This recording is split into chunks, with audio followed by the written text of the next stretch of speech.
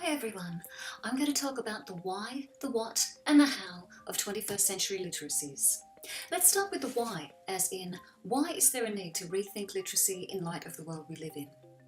We know that our world has seen unprecedented technological change over the last 30 years, and that information and multimedia technologies have now radically altered the way we work, live and play. Communication devices such as smartphones and tablets have similarly changed the way our students learn, play and socialise, with gaming and the use of social media apps meaning that for some, the distinction between lives lived offline and online is becoming increasingly blurred. Now consider this quote in light of what we're learning about our students' social identities, and you'll begin to understand why new approaches to learning are required in order to be relevant to the lives of our students.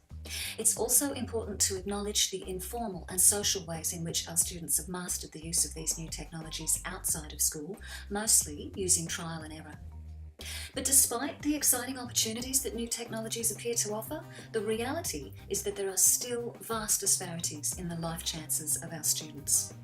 Evidence suggests this reality is further fueled by teachers' personal capacity, familiarity and facility with technology, as to whether digital technologies are given primacy in the classroom. In light of this idea is the concept of digital visitors and digital residents. Here, for example, is a representation of my position on the continuum. As opposed to a binary opposition, this model suggests that you can learn, that you can change your position on the continuum, and also that you don't have to aspire to live your life online to be considered digitally literate. But you might use this tool to begin to understand how technology has and continues to impact your students' social worlds. Here is a representation of my 14-year-old niece, for example. Okay, let's move on to the what of 21st century literacies. With the rise of digital media, today's communication environments are increasingly multimodal. This means that written meaning is closely connected with visual, spatial, tactile, gestural, audio and oral modes of meaning. There's no single correct way to communicate in the 21st century. It's more a matter of learning to negotiate the differences in meaning depending on the people you communicate to and with, and for what purpose and in what context. Anstey and Bull describe a multiliterate person as something like this. There are many terms in circulation right now, such as these, but for the purposes of this presentation, I'm going to focus on the term multiliteracies and the multiliteracies pedagogy posed by the New London Group in 1996. The multiliteracy approach asserts the concept of 6 design elements in the meaning-making process. Let's just take a look at them now. So to be truly literate in the 21st century, our students need to be able to interpret, critically engage with and represent their ideas through meaningful and deliberate combinations of the many modes of design in ways that are conscious of social and cultural contexts. In short, our students need to learn to be active makers of meaning. Central to the concept of multiliteracies pedagogy is the idea of design and the aim of designing social futures. So let's try to define what is meant by design in these terms, especially as it concerns multimodal writing in the visual arts classroom. In multimodal writing for presentation across digital platforms, the emphasis is on the potential of the combined modes of meaning to enhance the overall message of the students' texts.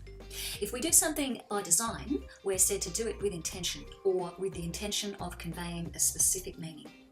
Design then includes actions that are conscious and that enhance the coherence of a piece of communication.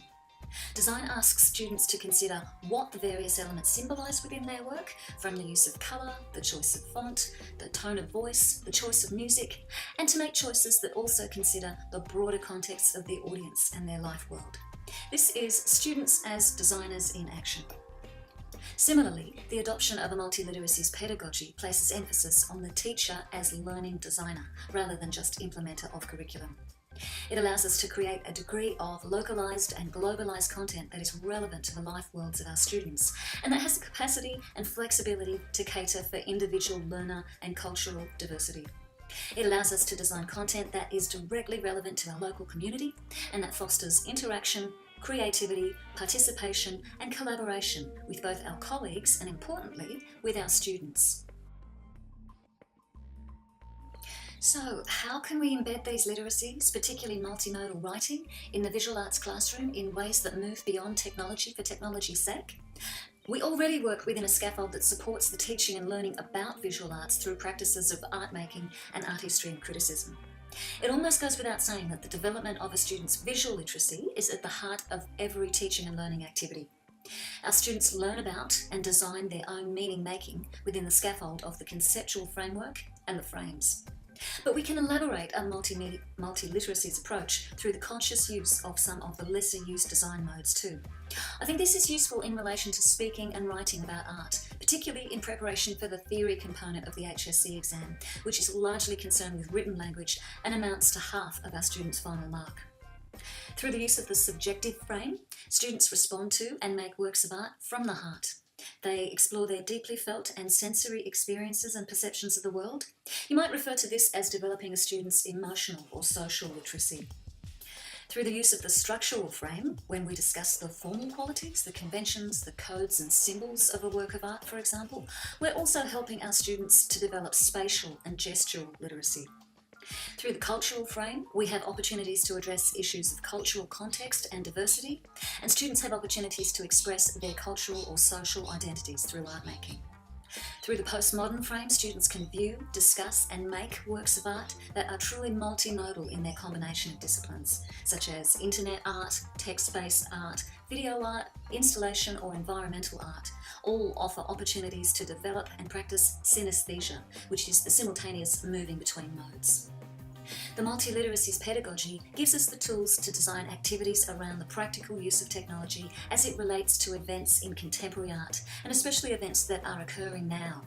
We can access the online arts pages of national and international websites. We can follow the tweets of artists, writers and curators. We can visit the website of our favourite artists and watch YouTube videos to hear them in their own words.